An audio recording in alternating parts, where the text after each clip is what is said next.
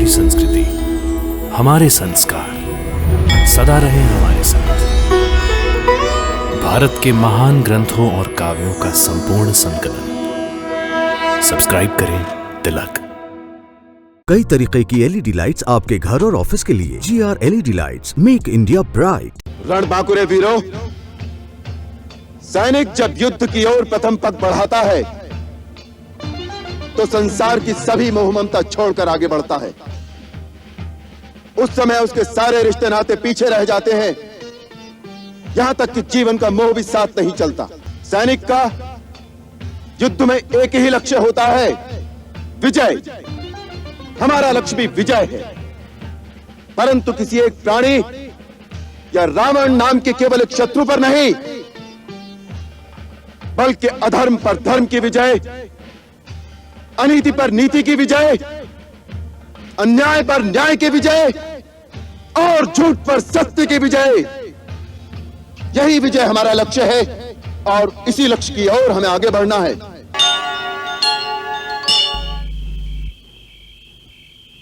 प्रभु, अभी तक विलंब का एक ही कारण था कि हमें इस बात का ज्ञान ही नहीं था कि देवी सीता कहां है।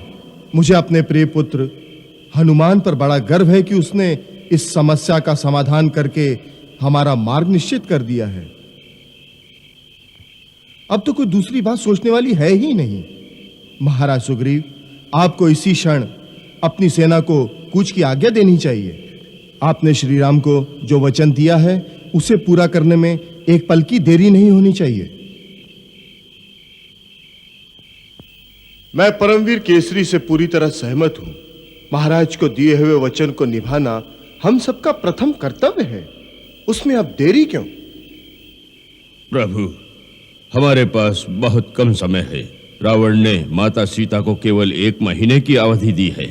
हालांकि नल कुबेर के श्राप के कारण वो बलपूर्वक भगवती सीता के सतीत्व का खंडन नहीं करेगा, परंतु वो क्रूर रावण 1 महीने के पश्चात देवी सीता की हत्या अवश्य कर सकता है। इसलिए तनिक भी विलंब करने से हमारा सारा अभियान विफल हो सकता है। युद्ध में विजय पाने के लिए सर्वप्रथम सेना में एक उत्साह का होना आवश्यक है। सो आप सबकी उमंग और उत्साह देखकर मेरा हृदय हर्ष से भर उठा है।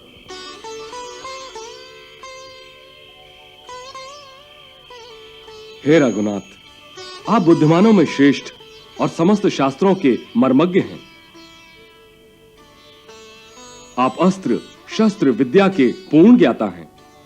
आपको ऐसे ऐसे दिव्य अस्त्रों पर अधिकार है जो संसार में और किसी के पास नहीं है। मुझे तीनों लोकों में कोई ऐसा दिखाई नहीं देता जो आपके धनुष धारण करने पर आपके सामने ठहर सके।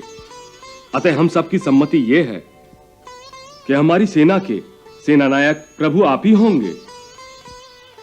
हम सब आपके मंत्रियों की भांति आपके सहायक होकर आपके ध्वज की छांव में युद्ध करेंगे। मैं आपको विश्वास दिलाता हूं कि हमारे वानरों और भालुओं की यह विशाल सेना बड़ी पराक्रमी है। हमारे वीर युद्ध में बड़े शूरवीर हैं। संग्राम में शत्रु कभी उनकी पीठ नहीं देखता। ये इच्छा अनुसार रूप धारण करने की विद्या भी जानते हैं। आप एक बार केवल इन्हें सागर के उस पार ले चलिए, फिर इन शक्तिशाली वीरों के द्वारा लंका की समस्त सेना का बस विनाशी हुआ समझिए।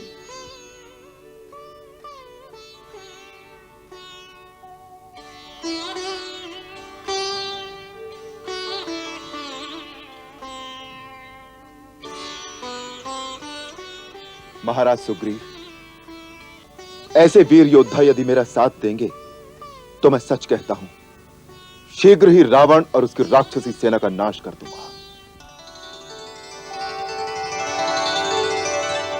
एक सेनापति को शत्रु पर आक्रमण करने से पहले उसके बलाबल और उसकी सुरक्षा पद्धति का पूर्ण ज्ञान होना चाहिए।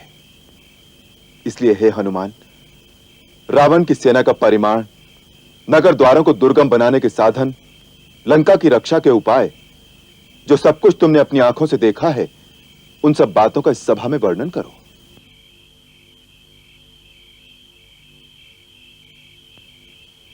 प्रभु, लंका का दुर्ग, उसके रक्षा के साधन और जिस प्रकार सेना द्वारा सुरक्षित है, वो सब मैं आपको बताता हूं। लंका के 4 बड़े द्वार हैं। उनके मजबूत किवाड़ों में बड़ी बड़ी अर्गलाएं हैं। उनके ऊपर विशाल और प्रबल उपल यंत्र रखे हुए हैं, जिसके द्वारा आक्रमण करने वाली सेना पर वो बड़े बड़े पत्थर फेंकते हैं। वहां विस्फोटक अस्त्रों का भी संग्रह रहता है। पुरी के चारों ओर सोने का एक परकोटा है जो अभेद्य है। उसके सब ओर भयानक और गहरी ठंडे जल की खाई है, जिसमें मकर आदि ग्रह भरे हुए हैं।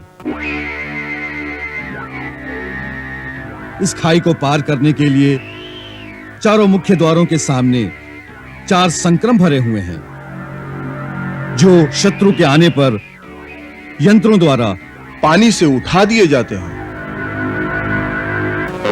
उसके चारों ओर प्राकृत और कृत्रिम रुकावटें हैं। 4 प्रकार के दुर्ग हैं और कई प्रकार की व्यूह रचना है, जिनका निरीक्षण रावण स्वयं करता है।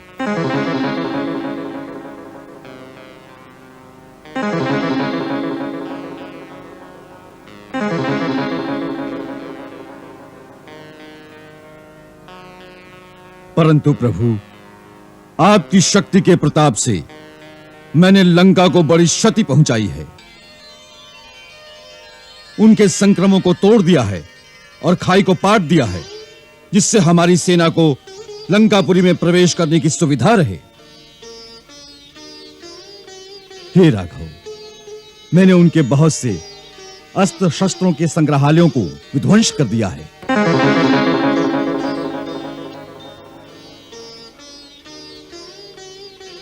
अब आप उचित मुहूर्त में सेना के प्रस्थान की आज्ञा दें।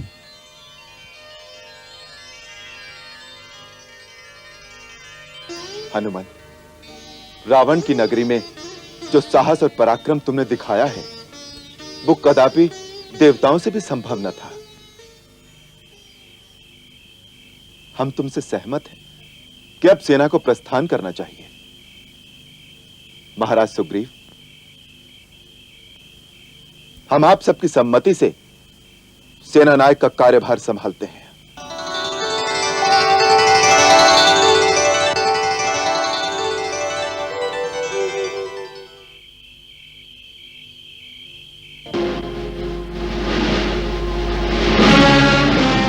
कल उत्तरा फाल्गुनी नक्षत्र में जब चंद्रमा हस्त नक्षत्र पर आ जाए, ऐसे विजयी मुहूर्त में हमारी सेना की यात्रा आरंभ। इस सेना के आगे सबसे पहले वेगवान वानरों को लेकर सेनापति नील मार्ग देखने के लिए चलें। नील, तुम सेना को ऐसे मार्ग से ले चलो जिसमें फल मूल की अधिकता हो, शीतल जल और मधु मिलने का सुविधा हो। तुम्हारे दल को दुष्ट राक्षसों से सावधान रहना होगा, जिससे हमारे मार्ग में शीतल जल और फलों को वो विष आदि से दूषित न कर सके। आगे चलते हुए शत्रु के गुप्तचरों से सावधान रहना तुम्हारा मुख्य कर्तव्य होगा। कहीं ऐसा ना हो कि हम आगे निकल जाएं और शत्रु पीछे से हम पर आक्रमण कर दे। सेनापति नील की सहायता के लिए महाबली गय, गवय और गवाक्ष भी आगे आगे चले। सेनापति वृषभ सेना के दाएं भाग में रहकर सेना की रक्षा करते हुए चले। परम वेगवान और परमवीर गंधमादन सेना के बाएं भाग में चले। मैं लक्ष्मण, महाराज सुग्रीव, हनुमान और अंगद के साथ सेना के मध्य में रहेंगे और वहीं से सेना का संचालन होगा।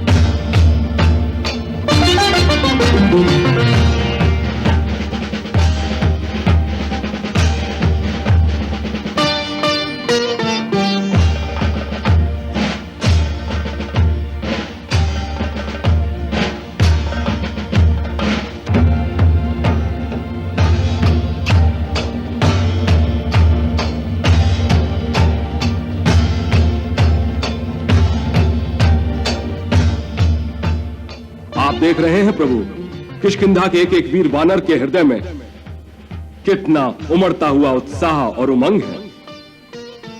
हाँ, किष्किंधा का सारा सैन्य बल सुसज्जित होकर आपकी सेवा में आ गया है। आप इन्हें कूच करने का आदेश दीजिए प्रभु।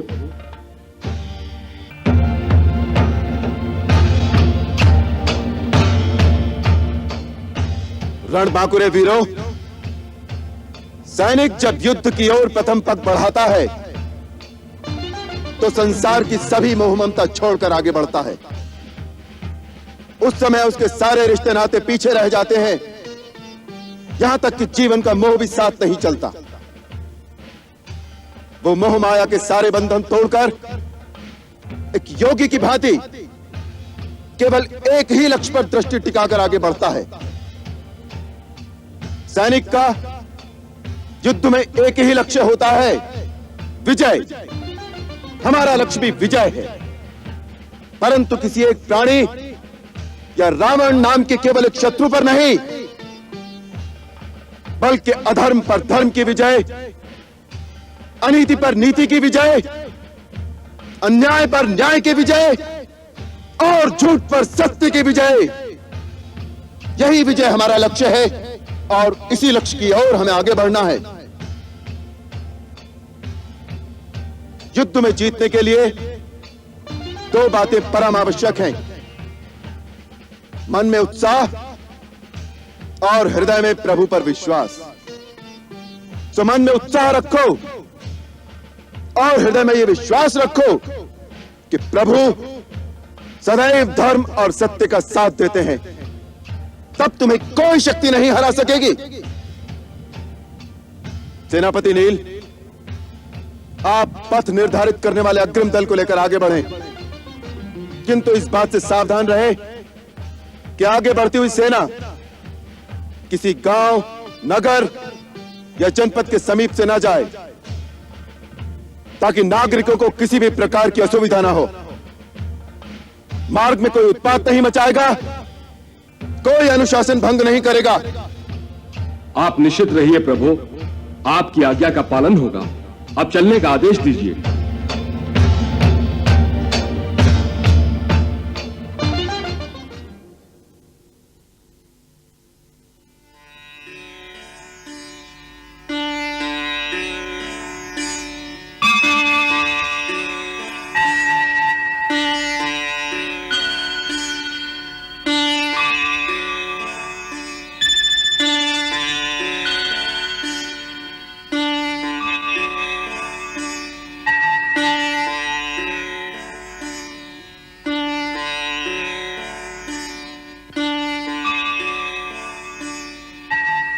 जय भोलेनाथ, जय मां भवानी, जय श्री गणेश, जय भवानी, जय भवानी, हर हर महादेव, हर हर महादेव, हर हर महादेव, हर हर महादेव, हर हर महादेव, हर हर महादेव, हर हर महादेव,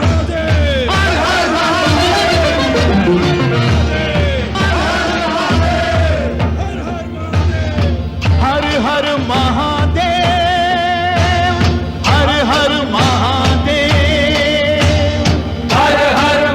महादेव, हर हर पापियों के नाश को,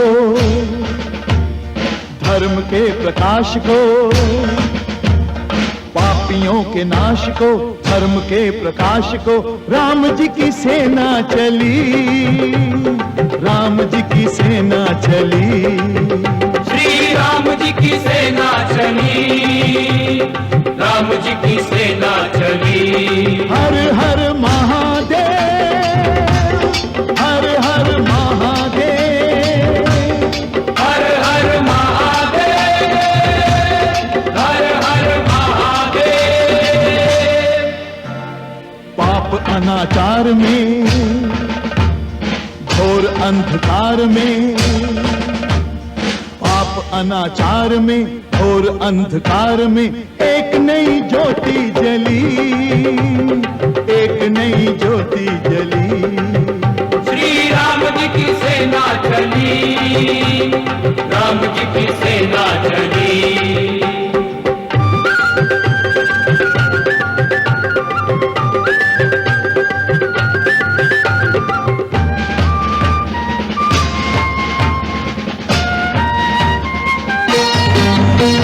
निश्चरहीन करेंगे धरती, यह प्रण है श्री राम का, यह प्रण है श्री राम का। जब तक काम न पूर्ण होगा, नाम नहीं विश्राम का, नाम नहीं विश्राम का। उसे मिटाने चलेगी जिसका मंत्र वयम रक्षाम का, मंत्र वयम रक्षाम का। समय आ चला निकट राम और रावण के संग्राम का, समय महासंग्राम का। तीनों लोक धन्य हैं, देवता प्रसन्न हैं, तीनों लोक धन्य हैं, देवता प्रसन्न हैं। आज मनोकामना फली, आज मनोकामना फली। श्री राम जी की सेना चली, राम जी की सेना चली। हर हर महादेव, हर हर महादेव, हर हर महादेव, महादेव। हर हर महादेव।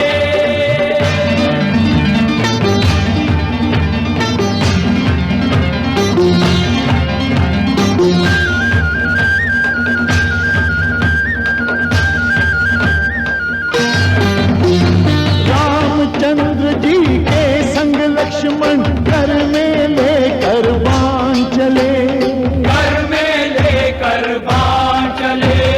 लिए विजय विश्वास हृदय में, संग वीर हनुमान चले, संग वीर हनुमान चले। सेना संग सुग्रीव नील नल, अंगद छाती तान चले, अंगद छाती तान चले। उसे बचाए कौन कि जिसका वध करने भगवान चले, वध करने भगवान चले। आगे रघुनाथ हैं, वीर साथ साथ हैं, आगे रघुनाथ हैं, वीर साथ साथ हैं। एक से एक बली, एक से एक बली। श्री राम जी की सेना चली, राम जी की सेना चली। हर हर महादेव, हर हर महादेव, हर हर महादेव, हर हर महादेव। महादेव।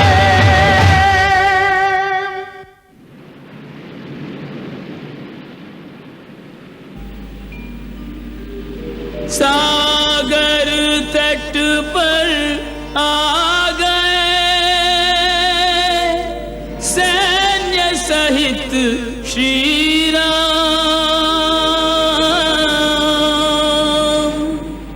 कृपा सिंधु प्रभु ने किया, सागर देख प्रणाम।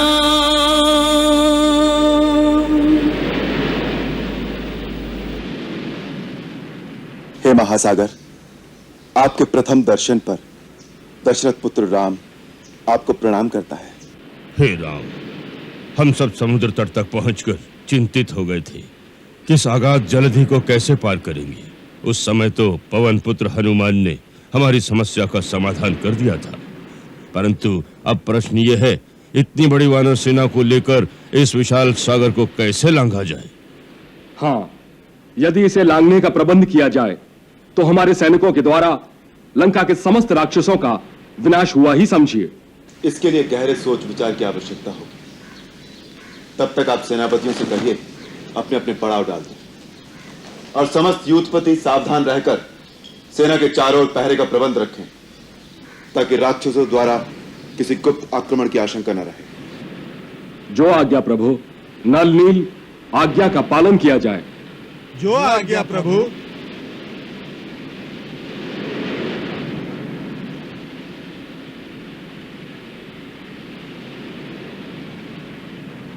लक्ष्मण, सागर समस्त नदियों के स्वामी हैं, इसलिए इनमें समस्त तीर्थों का वास है। चलें, सागर देवता का चरण स्पर्श करें। चलिए।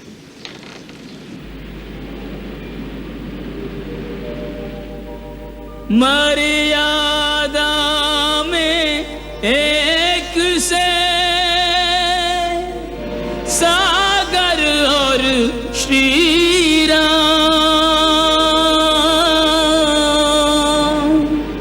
अपनी उपमा देख कर प्रभु ने किया प्रणाम।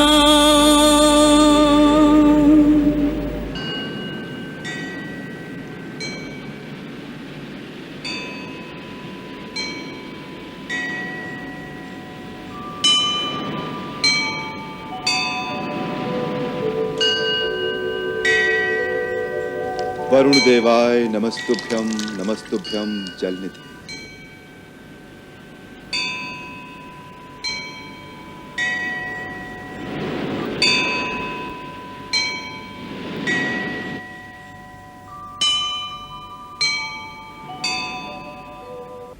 भैया, क्षितिज की उस पार कहीं भाभी बैठी आपकी राह निहार रही होंगी। यदि इस समय उन्हें कोई बता पाता कि हम लोग सेना लेकर समुद्र के तट पर पहुंच चुके हैं, तो उनकी बुझती हुई आशा में फिर प्राण आ जाएंगे। हाँ लक्ष्मण, काश इस समय उसे कोई यह बता सकता कि समुद्र के दूसरे तट पर खड़ा मेरा हृदय उसे पुकार रहा है, परंतु उसे यह सब बताएगा कौन? बीच में तो जैसे सागर और आकाश ने मिलकर दृष्टि का रास्ता भी रोक दिया है। सीता, धीरज रखना प्रिय। यदि आवश्यकता हुई तो तुम तक पहुंचने के लिए समुद्र को जलाकर मैं उसमें से भी रास्ता बना लूंगा, परंतु मैं पहुंचूंगा अवश्य, मेरा विश्वास रखना।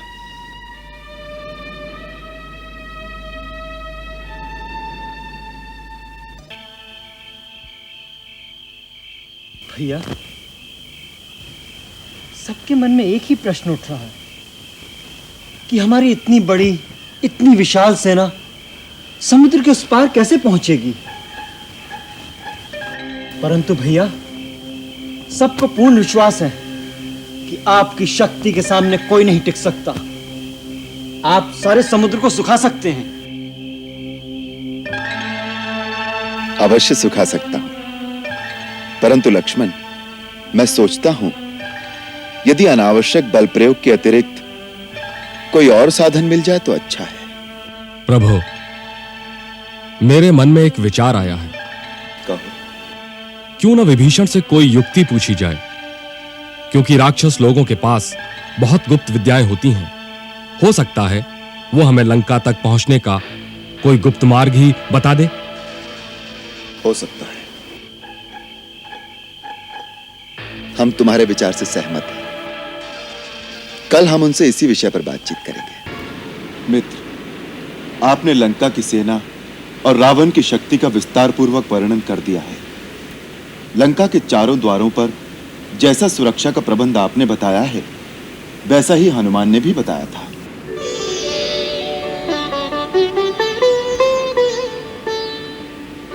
आपके हनुमान की जितनी प्रशंसा की जाए कम है। लंका दहन के समय उन्होंने चुन चुनकर ऐसे स्थानों का विध्वंस किया जो लंका की सुरक्षा के लिए बड़े मर्म स्थान हैं। लंका पहुंचने पर मैं स्वयं ही आपको रावण की सारी दुर्गबंदी के गुप्त स्थान बताऊंगा, जहां से उसका भेदन हो सकता है। परंतु सबसे पहला प्रश्न तो यह है कि हमारे और लंका के बीच ये जो अक्षोभ्य समुद्र है, इस विशाल जल राशि को सेना के सहित कैसे पार किया जाए? आप लोगों के पास तो आकाश मार्ग से आने जाने की विद्या है, परंतु हमारी सेना इस समुद्र को कैसे पार करेगी? क्या आप उन्हें कोई ऐसी विद्या सिखा सकते हैं या कोई और गूढ़ उपाय बता सकते हैं जिससे हम सारी सेना सहित उस पार चले जाएं? प्रभु, ये सब आसुरी विद्याएं हैं जो राक्षस जाति के लिए तो सहज हैं, परंतु मानवों और वानरों के लिए ये साधना सहल नहीं है, क्योंकि ये शक्ति सात्विक नहीं है। इसका अर्थ तो ये हुआ कि हमारी सेना उस पर जा ही नहीं सकती। भैया, मेरा मत तो यह है, यहाँ बहुत घने वन है, सेना द्वारा लकड़ियां कटवाकर सहसों नावें बनाई जा सकती हैं, उसमें बैठकर हमारी सेना उस पार पहुंच जाएगी। लक्ष्मण भैया, सुरक्षा की दृष्टि से उस पर विचार कीजिए। नावें लंका के समीप पहुंचते ही राक्षस लोग अपने उपल यंत्रों से उन पर बड़े बड़े पत्थर फेंककर उन्हें डुबो देंगे। आपकी सेना को तट पर उतरने ही नहीं देंगे। तो फिर आप तो हर बात का खंडन कर रहे हैं, कोई उपाय भी तो बताइए।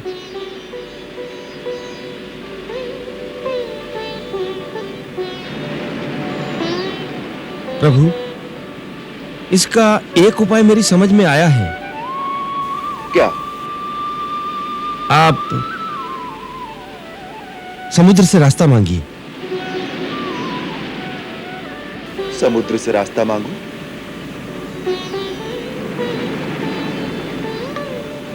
मांगने पर क्या समुद्र हमें रास्ता दे देगा? भैया, महाराज विभीषण ठीक कह रहे हैं, हमें समुद्र से ही रास्ता लेना चाहिए, परंतु मैं मांगने का समर्थन नहीं करता। भैया, मांगने से कौन कुछ दे देता है, और फिर क्षत्रिय के लिए मांगना शोभा भी नहीं देता। अपना धनुष बाण उठाइए, पहले तो आपके धनुष की एक ही टंकार से उसके कान खड़े हो जाएंगे, अन्यथा धनुष पर अग्नि बाण का संधान कीजिए तो वह स्वयं हाथ जोड़कर आपके सामने आ जाएगा। लक्ष्मण, धनुष धारण करने का यह अर्थ तो नहीं कि जब जी चाहा बिना कुछ कहे सुने उठा लिया बाण और दे दी धमकी। मुझे महाराज विभीषण का मत उचित लगा है। यदि दैव ने सहायता की तो समुद्र अवश्य हमें मार्ग प्रदान करेंगे। दैव दैव भैया, दैव का भरोसा तो आलसी लोग करते हैं, जिनमें स्वयं कर्म करने का उत्साह और शक्ति नहीं, वही कायरों की भांति देव देव पुकारा करते हैं। नहीं लक्ष्मण, दैव की सहायता पर भरोसा करना न कायरता है न आलस्य। देखो, मनुष्य के पास केवल शक्ति कर्म करने की है, उस कर्म का फल ईश्वराधीन है। मैं तो इतना ही कह रहा था भैया कि हमारी प्रार्थना करने पर समुद्र रास्ता दे देगा, इसका क्या भरोसा है। 2 दिन पश्चात भी हमें ये शस्त्र उठाना ही पड़ेगा, तो इतना समय क्यों व्यर्थ में खोया जाए। इस युक्ति से बड़े अनाचार हो सकते हैं लक्ष्मण। दूसरे को अवसर दिए बिना ही उसके विरुद्ध शस्त्र उठाना अहंकार जनित अत्याचार का सूचक है। सच्चे शक्तिशाली को अपनी विनम्रता कभी नहीं खोनी चाहिए। और पहले महाराज विभीषण से यह तो पूछ लो कि उन्होंने किस भरोसे पर समुद्र से प्रार्थना करने का परामर्श दिया था। प्रभु, समुद्र आपके कुल में बड़े हैं, एक प्रकार से आपके पूर्वज और कुलगुरु भी हैं। आप जिनके वंशज हैं, उन महाराज सगर ने ही इस विशाल महासागर को खुदवाया था, अतः उनके समुद्र पर बहुत उपकार हैं। उन्हीं की कृपा से सिंधु ने पृथ्वी पर इतना विस्तृत स्थान पाया है।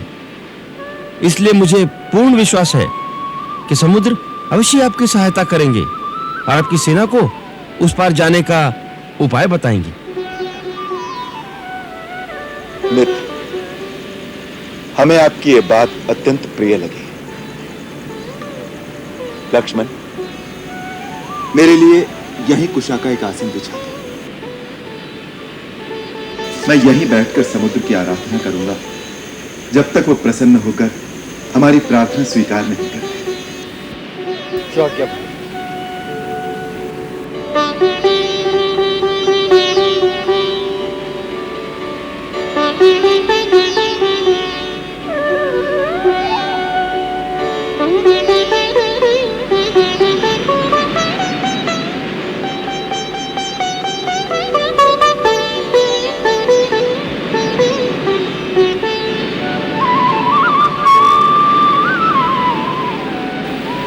नमस्तुभ्यं जलनिधे नमामि सरिता स्वामी। हे महासागर, मैं महाराज सगर का वंशज दशरथ पुत्र राम अपने भाई लक्ष्मण सहित आपकी शरण में आया हूं। हे रत्नाकर, मेरे पूर्वज सगर द्वारा आपकी उत्पत्ति हुई है। आज रघुकुल पर आई हुई विपत्ति का निवारण करने के लिए एक विशाल सेना लेकर लंका पर धावा बोलने के लिए आप मुझे अपने जल में से मार्ग देने की कृपा करें। आपको प्रसन्न करने के लिए मैं अन्न और जल का परित्याग करके यहीं बैठकर आपकी आराधना करता हूं। मेरी प्रार्थना स्वीकार करो जलनिधे।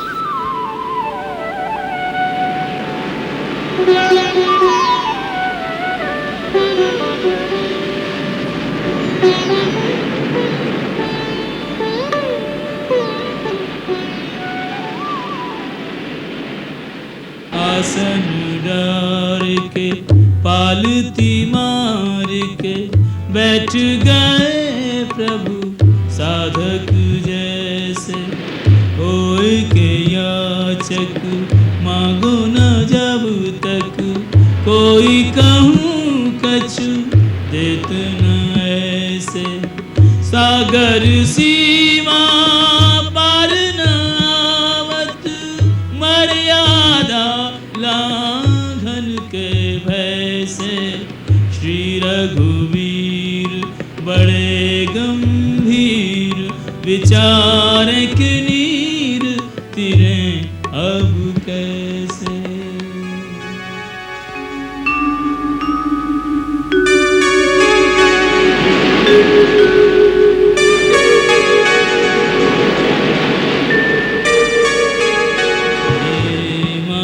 सागर हे रत्नाकर, आपसे आज है काज हमारा। अमृत है तू न रत्नों के कारण, आपके सन्मुख हाथ पसारो। पंख नहीं कोई पंथ नहीं, अब सैन्य सहित हमें पार उतारो। ओहु सहाय सुझाओ उपाय, रहे गौरिणी रघुवंश तिहारो।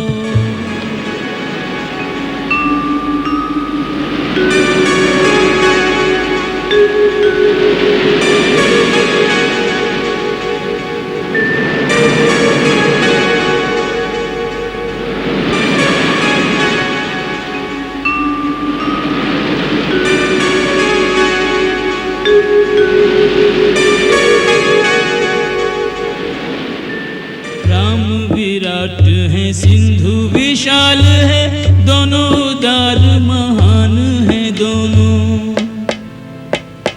दोनों समृद्ध है, दोनों है दाता, गुण और रत्न की खान है दोनों। एक अथाह है एक अनंत है, एक अथाह है एक अनंत है। धरती को वरदान है दोनों, एक है मीठो तो एक है खारो, नहीं तो समान समान है दोनों।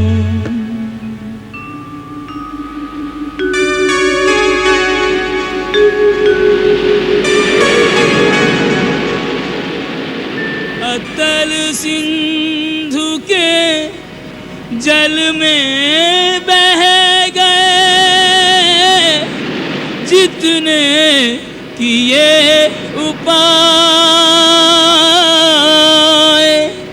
अब क्या होगा, अब क्या होगा, कुछ भी समझ ना आए, कुछ भी समझ ना।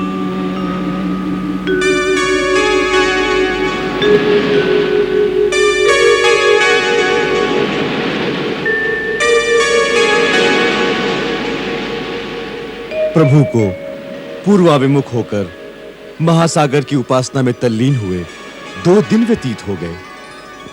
क्या सागर इक्ष्वाकुवंशी महाराज सगर का उपकार भूल गया?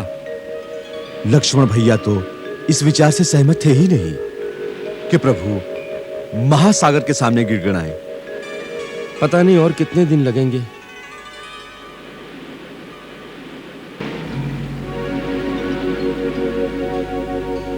विनय न मानत जलधि जड़ गए 3 दिन बीती। बोले राम सकोप तब भय बिनु होय न प्रीति।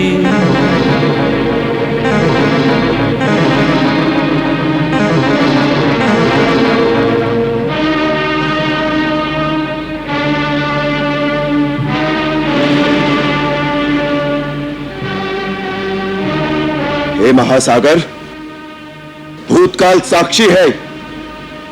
इक्ष्वाकु वंशी सदा परहितकारी बनकर कुछ न कुछ देते रहे हैं। कभी किसी से कुछ लेते नहीं, याचना नहीं करते। रघुवंशी राम ने आज पहली बार अपने अधिकार से कुछ मांगा है, कुछ आशा रखकर तुम्हारी उपासना की है। 3 दिन से विधिवत पूजन करने के बाद भी उत्तर में तुम केवल अपने अहंकार का ही गर्जन करते रहे हो। मंदगति जलधि, तुम पर राम की प्रार्थना का कोई प्रभाव नहीं पड़ा। तुम राम की विनम्रता को उसकी असमर्थता जानकर जड़ बने हुए हो। संसार ने आज तक राम की कृपा देखी है, उसका कोप नहीं देखा। लक्ष्मण जी, तुम मेरा धनुष और सर्पों के समान भयंकर बाण ले आओ। आज संसार राम का क्रोध भी देखेगा। जो आज्ञा भैया। यह कार्य यदि उसी क्षण कर लेते तो हमारे 3 दिन व्यर्थ न जाते। अब एक क्षण भी व्यर्थ नहीं जाने देंगे। तुम मेरा धनुष बाण ले आओ। जो आज्ञा भैया।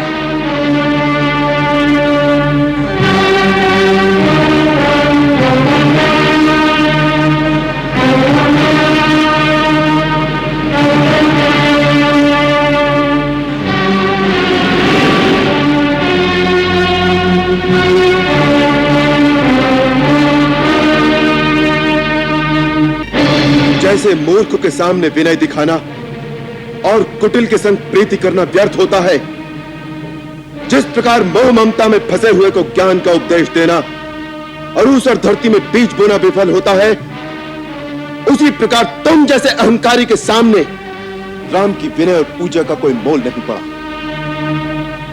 समस्त देवी देवता और यहां के चराचर जीव इस बात के साक्षी रहे कि मेरे पास समस्त समुद्रों को सुखा देने की शक्ति होते हुए भी मैंने वरुण देवता का मान रखने के लिए पूर्ण विनय और सच्चे हृदय से समुद्र की पूजा की है और सेना सहित पार जाने में इनसे सहायता मांगी है।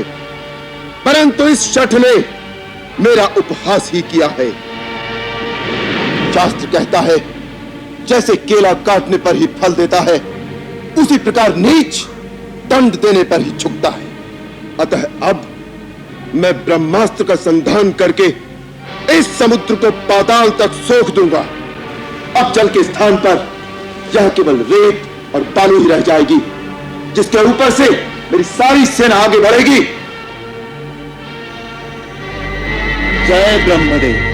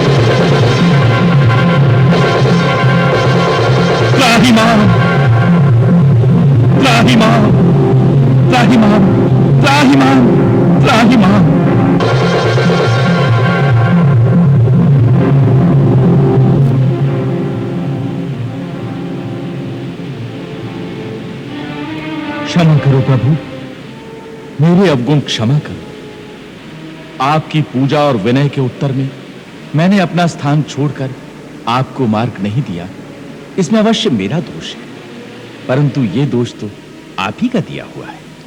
आपकी प्रेरणा से माया ने प्रकृति में जड़ चेतन सृष्टि की उत्पत्ति की है।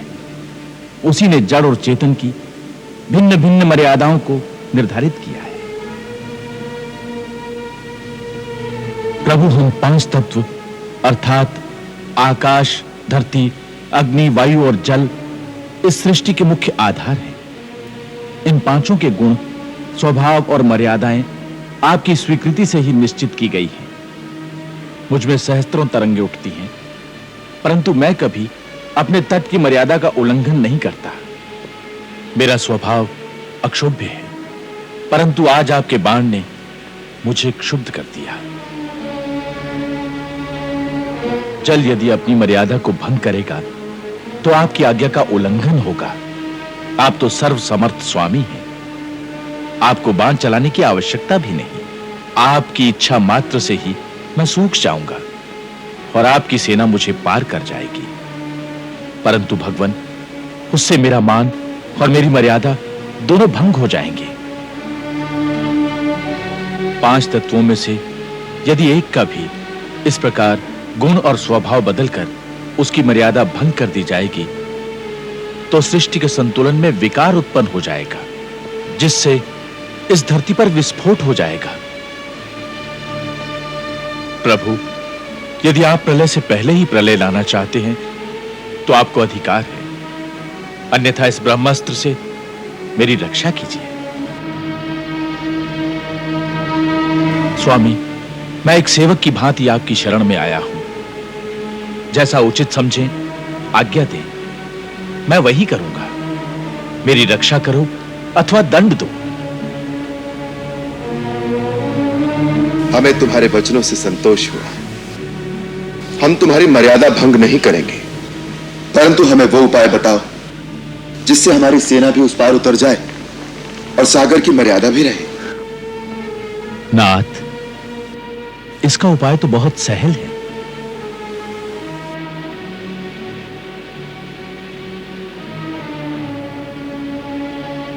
आपके सेनापतियों में नल नील नाम के दो भाई हैं। बाल्यकाल में वो बड़े शरारती बालक थे।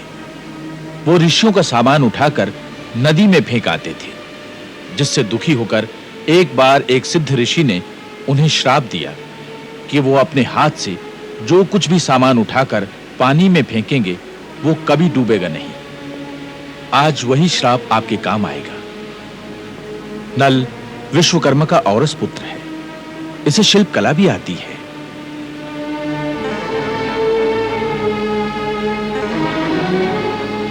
यदि ये दोनों भाई अपने हाथ से जल में पत्थर डालकर समुद्र के ऊपर सेतु बांधने का कार्य करें तो लंका तक एक ऐसा सेतु तैयार हो जाएगा जिसके ऊपर से चलकर आपकी सेना समुद्र के उस पार पहुंच जाएगी। मैं वचन देता हूं कि इनके डाले हुए पत्थरों को और उनसे निर्मित सेतु को स्वयं भी धारण करके सेतु बंधन में स्वयं इनकी सहायता करूंगा। इस प्रकार समुद्र को बांधने से तीनों लोकों में आपका सुयश गाया जाएगा। हे रत्नाकर, हे सागर, हम तुम पर बहुत प्रसन्न हैं। तुम्हारी उदारता से हम तुम्हारे प्रेम के ऋणी हो गए, परंतु हमारी एक और समस्या का समाधान करो। आज्ञा प्रभु। हमारा ये बाण अमोघ है। एक बार इसका धनुष पर संधान हो जाए तो बिना लक्ष्य भेदे ये वापस तुणीर में नहीं जाता। इसलिए तुम हमें अब यह बताओ कि मैं ये बाण किस दिशा में और किस पर छोड़ूं? प्रभु, उत्तर दिशा में द्रुमकुल्य नाम का एक पवित्र देश है। वहां बड़े भयानक दस्यु रहते हैं जो अपने पाप कर्मों से वहां की पवित्रता का नाश करते हैं और मेरे जल का दुरुपयोग करते हैं। प्रभु, आप अपने बाण को उन्हीं पर सार्थक कीजिए। तथास्तु। इस बाण के प्रहार से वहां की धरती मरुभूमि हो जाएगी, परंतु वहां पर अनेक सुगंधित औषधियां उत्पन्न होंगी जिनसे जीवों का कल्याण होगा।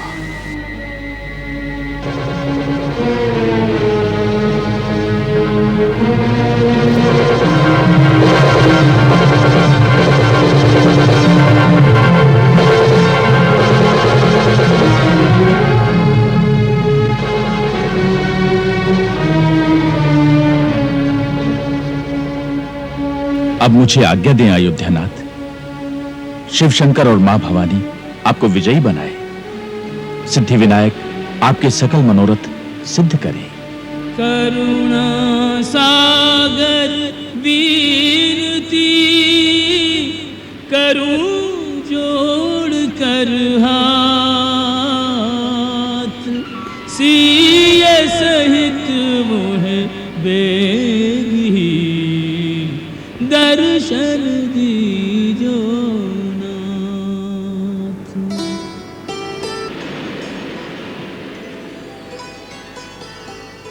नल, नील,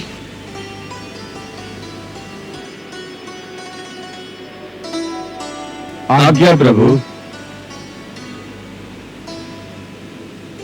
विश्वकर्मा नंदन, आपने अभी तक अपने इतने महान शिल्प विज्ञान को छुपाए रखा?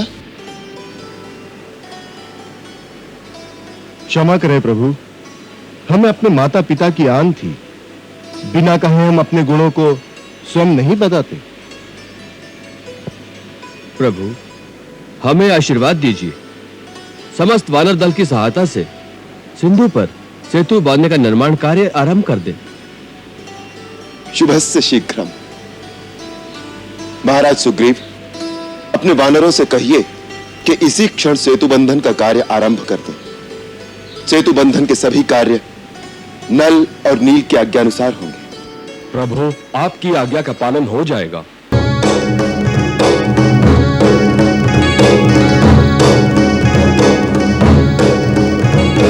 कछु बानर कछु भाल समूह कर कर हुआ धावन लागे, करी करी हुआ धावन लागे। सेतु बनावन है तु महाभट, हाथ लगो सोई लावन लागे। हाथ लगो सोई लावन लागे। सब निज निज कौशल चतुराई नाना भांति दिखावन लागे।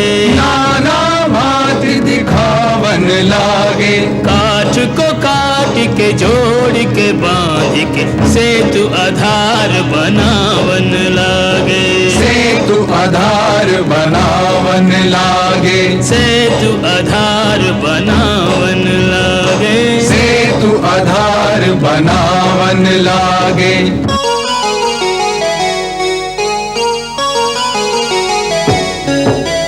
हर पाथर पे राम राम राम लिखन लगे हनुमान जी। श्री राम प्रभु को नाम अधिक प्रभावी राम ते।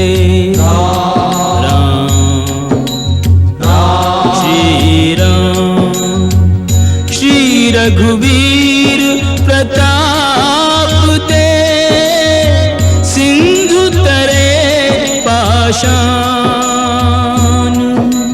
ते मति मंद जो राम तजे भजहि जाय प्रभु आन, भजहि जाय प्रभु आन। त्र्यंबकं यजामहे सुगंधिं पुष्टिवर्धनम् उर्वारुकमिव बन्धनान् मृत्योर्मुक्षीयमामृतात्।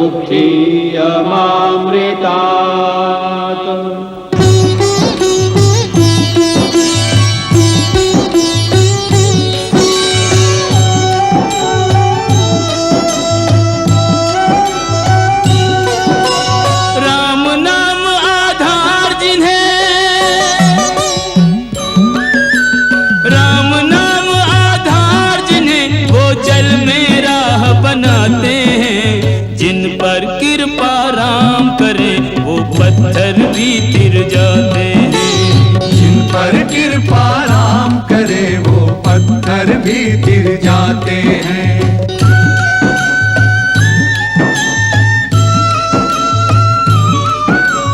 लक्ष्य राम जी, सिद्धि राम जी, राम ही राह बनाई, राम ही राह बनाई। राम कर्म है राम ही करता, राम की सकल बड़ाई, राम की सकल बड़ाई। राम काम करने वाला में राम की शक्ति समाई। पृथक पृथक नामों से सारे काम करे रघुराई। भक्त परायण निज भक्तों को सारा श्रेय दिलाते हैं, जिन पर कृपा राम करे वो पत्थर भी गिर जाते हैं।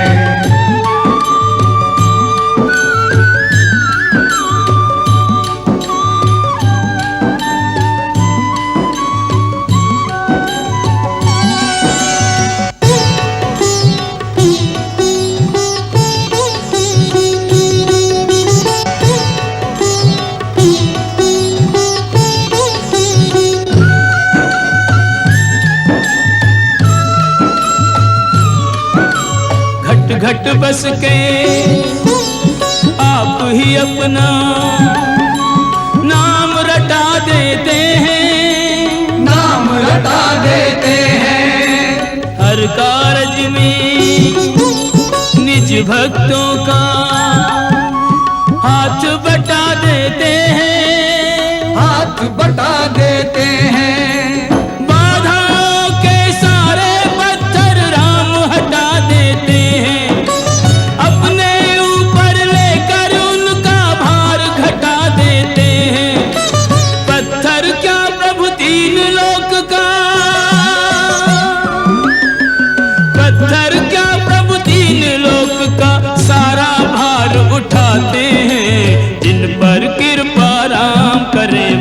पत्थर भी तिर जाते हैं, जिन पर कृपा राम करे वो पत्थर भी तिर जाते हैं। जिन पर कृपा राम करे वो पत्थर भी तिर जाते हैं, जिन पर कृपा राम करे वो पत्थर भी तिर जाते हैं। ओम द्यौ शांति। शांति पृथिवी शान्तिरापः शान्तिरोषधयः शान्तिः वनस्पतयः शान्तिर्विश्वे देवाः शान्तिर्ब्रह्म शान्ति सर्वत्वं शान्तिः शान्तिरेव शान्तिः सामा शान्तिरेधि ॐ शान्ति शान्ति शान्ति ॐ।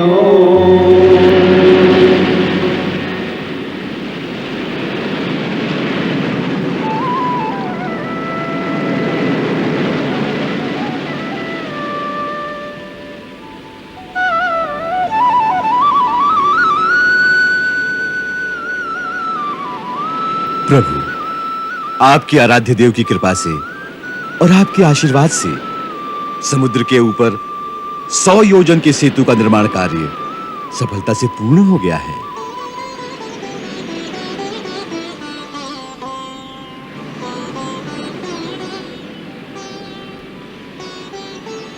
इस सफलता पर आप सब बधाई के पात्र हैं। हे शंकर, मेरे प्रभु, मेरे इष्ट देव, आपकी असीम अनुकंपा से ही असंभव दिखने वाला कार्य इतनी सहजता से संभव हो गया है। इन श्री चरणों में राम का कोटि कोटि प्रणाम स्वीकार है।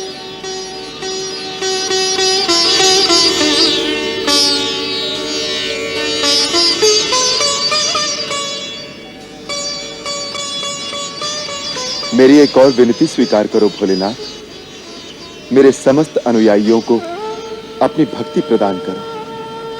आपकी भक्ति से विमुख होकर जो मेरे पास आए, उसे मेरी सेवा का कोई फल प्राप्त न हो।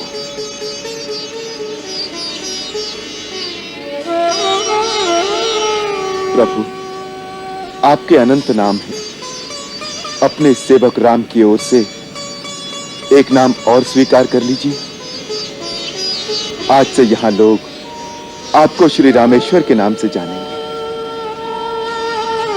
ओम श्री रामेश्वर महादेवाय नमः। श्री रामेश्वर महादेवाय नमः। ओम श्री रामेश्वर महादेवाय नमः। ओम श्री रामेश्वर महादेवाय नमः। ओम श्री रामेश्वर। प्रभु, रामेश्वर नाम की व्याख्या करने की कृपा करें। रामस्य ईश्वरः यः सा रामेश्वरः। जो राम का ईश्वर है वो रामेश्वर है।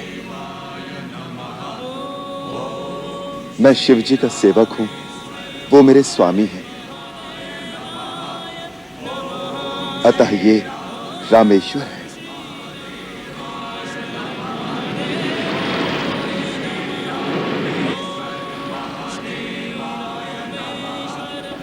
उमा, मेरे राम प्रभु की चतुराई देखी, कैसे अपनी वाक पटुता से रामेश्वर की व्याख्या ही बदल डाली। तो ठीक व्याख्या क्या है स्वामी? राम ईश्वरो यस्य सा रामेश्वरा। अर्थात राम जिसके ईश्वर हैं वही रामेश्वर है। मैं तो उनका दास हूं, सदा राम नाम का ही जप करता रहता हूं। अतः वही मेरे स्वामी हैं। आप दोनों की गूढ़ व्याख्याएं तो समझना किसी के लिए संभव नहीं है नाथ। क्यों? मुझे समझना तो बहुत सरल है। मैं तो भोला भाला हूं। राम जी की था पाना असंभव है। उन्हें तो वही जान सकता है जिसे वो स्वयं जना दे। आप दोनों को नमस्कार। नमस्कार तो उन्हें करो देवी।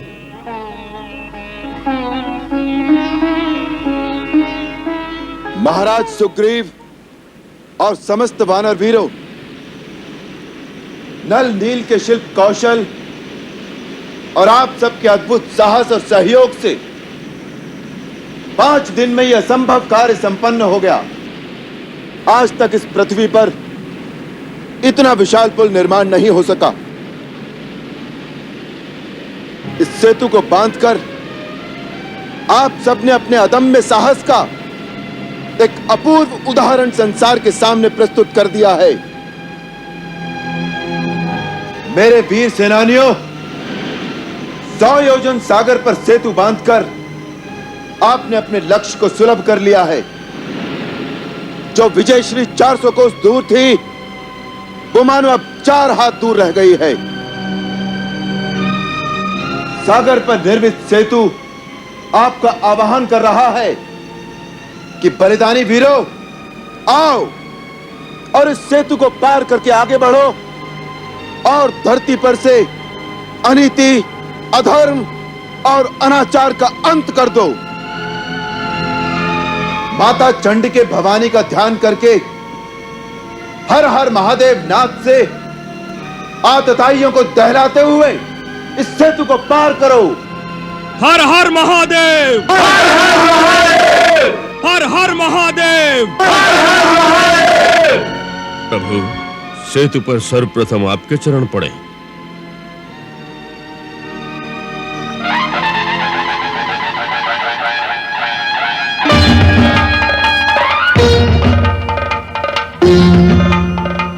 राम जी को संग ले, वेग ले, उमंग ले। राम जी को संग ले, वेग ले, उमंग ले। राम जी की सेना चली, राम जी की सेना चली।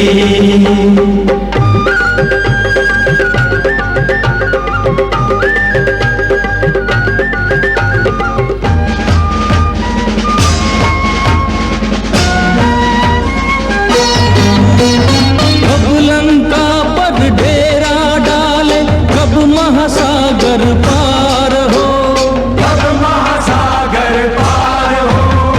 कब हो सफल अभियान हमारा, कब सपना साकार हो, कब सपना साकार हो। पाप अनीति मिटे धरती से, धर्म की जय जयकार हो, धर्म की जय जयकार हो। कब हो विजयी राम हमारे, कब रावण की हार हो, कब रावण की हार हो। राम जी से आस है, राम पे विश्वास है। राम जी से आस है, राम पे विश्वास है। राम जी करेंगे भली, राम जी की सेना चली, राम जी की सेना चली। जय श्री राम की, जय श्री राम की, जय श्री राम की, जय श्री राम की। नहीं, हमें विश्वास नहीं, यह संभव नहीं। जब से सृष्टि की रचना हुई, सागर को कोई बांध नहीं सका। यह असंभव है। असंभव संभव हो गया महाराज। और वो भी केवल 5 दिन में उन्होंने सागर पर सेतु बांध दिया है। क्या? सागर पर सेतु बांध दिया? सागर पर सेतु बांध दिया, सागर पर सेतु बांध दिया।